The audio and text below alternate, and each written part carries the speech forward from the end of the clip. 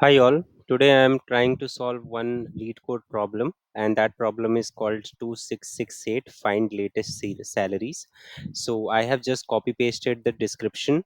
In this we have a table called salary, and in that we have some columns. Employee ID is integer, then you have employee first name, employee last name, both are characters. Then there is a salary, again varchar, and department ID, again varchar. So we have employee ID salary combination as primary key for this table, and it is saying that each row contains employee details and their yearly salaries. However, some of the records are old and contain outdated salary information, and this is our problem.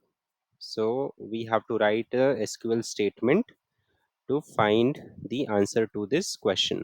Write an SQL query to find the current salary of each employee, assuming that salaries increase each year. Now we don't have any year information, so we will be using the salary column to find out the maximum salary, and based on that we can give the employee ID information and the maximum salary that he is getting as of now.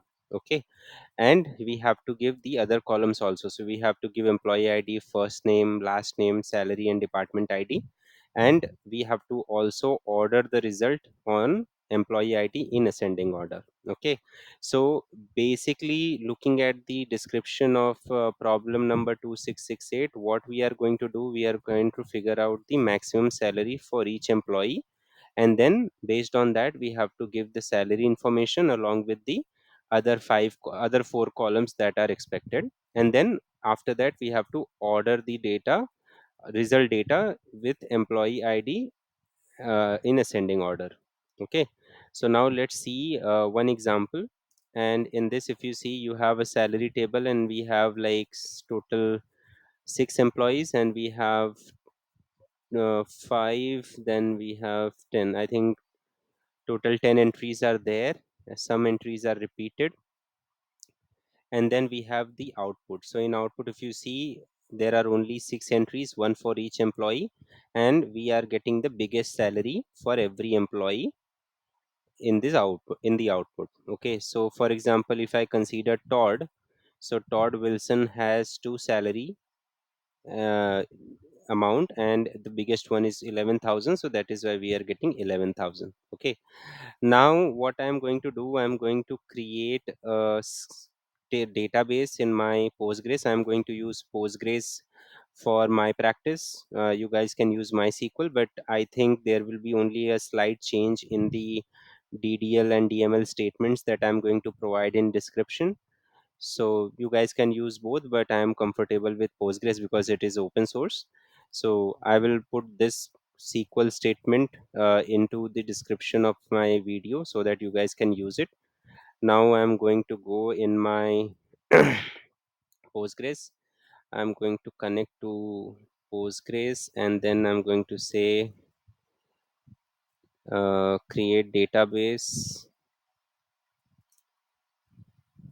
Leetcode challenges. Database is created. Let me refresh. Leetcode challenges. I'm going to connect to this. Don't save. Now I'm in my new database. Now the problem is that most of the time the database tables are going to be repeated in different questions. So you may see salary table again in some other Leetcode question. So I prefer to include the Leetcode problem number as like identifier in order to make sure that the tables are unique, and based on this you can identify for which problem you have created this table. Okay, so I'm going to just create this table and insert the data. Let me write the first problem. Leetcode, just a second, let me, problem number 1, Leetcode 2668, and we have find latest salaries. Find latest salaries. Okay. Now the problem statement is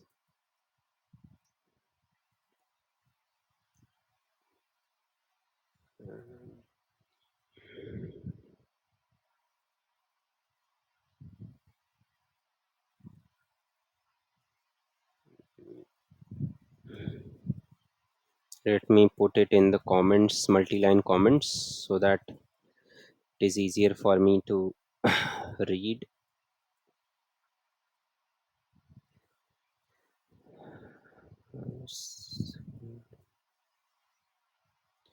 Fine. So we want to write a SQL query to find the current salary of each employee, assuming that salaries increase each year. So this is important. That means we are going to make sure the problem is saying that salary for each employee is going to increase every year. So we are going to use the maximum amount for each employee as the latest salary, and we have to give employee ID, first name, last name, salary, and department ID along with the salary value. And we have to also order the data on the employee ID in ascending order. So this is what we are expected to do. Now let's go ahead and create our schemas. When I say schema, it's table and it's data that we are going to play with. So create table salary. Now let me go ahead, insert. First, let me create the table. Table has been created. Then I'm going to create the insert. So instead of value salary primary key, or okay, so I think there is no primary key there. Let me see. Okay, primary key is there. Okay, fine. And salary is primary key. Okay, let me see where exactly I'm going wrong. 128922.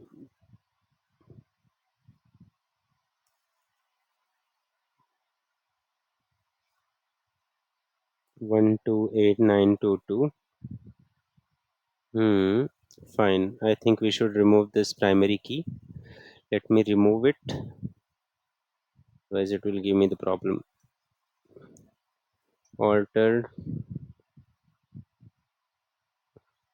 drop table salary 2668, and let me create the table again but without this primary key clause. So either we have to change the data or we have to delete the primary key. I have chosen to delete the primary key. You can change the data also, but that's fine. So let me now use a simple select statement to see the data. So we have salary 2668. Okay, now everything is looking good. Let's go to the problem statement. Write an SQL query to find the current salary of each employee, assuming that salaries increase each year. Output their employee ID, first name, last name, salary, and department ID. Okay, so we need basically everything, but let me just use the column names instead of asterisks. First name, last name, salary, and department ID. Now what the problem says is employee assuming that salaries increase each year. So that means my data says that every employee will get some raise every time the salary is revised. So that means salary is not going to be reduced. Apparently everyone is getting promoted, so why not? So as salary, I'm just keeping the name as it is. Now, once you put any aggregation function in your select statement, you have to group by remaining columns. So naturally after this, I have to put a group by statement, employee ID, first name, last name, and I think I will make a mistake here. Last name is without underscore. Similarly here also. and then we have department ID. Now let's run this much. Okay, now you are getting the data, but one part is missing. We need to also order by employee ID where the order should be ascending. So by default, order by does that. So we have to just put the column by which we want to order, and everything will be ordered in ascending order. So now order by employee ID ascending order. Fine. Now let's match the output of the sample with the output that we have got.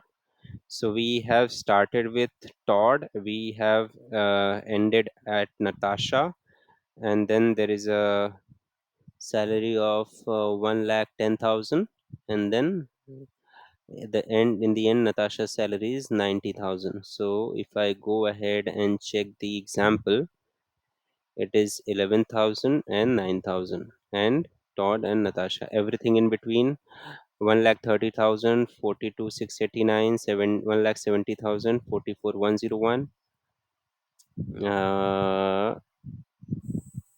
1,28,922. Justin Simon. Okay, fine. So I think I got the problem in the data. So they had 1,30,000 as the data point here. So let me put that. Sometimes Leetcode problems can have this kind of issues. So I have just inserted this, and I have to also include this one. Let me do that.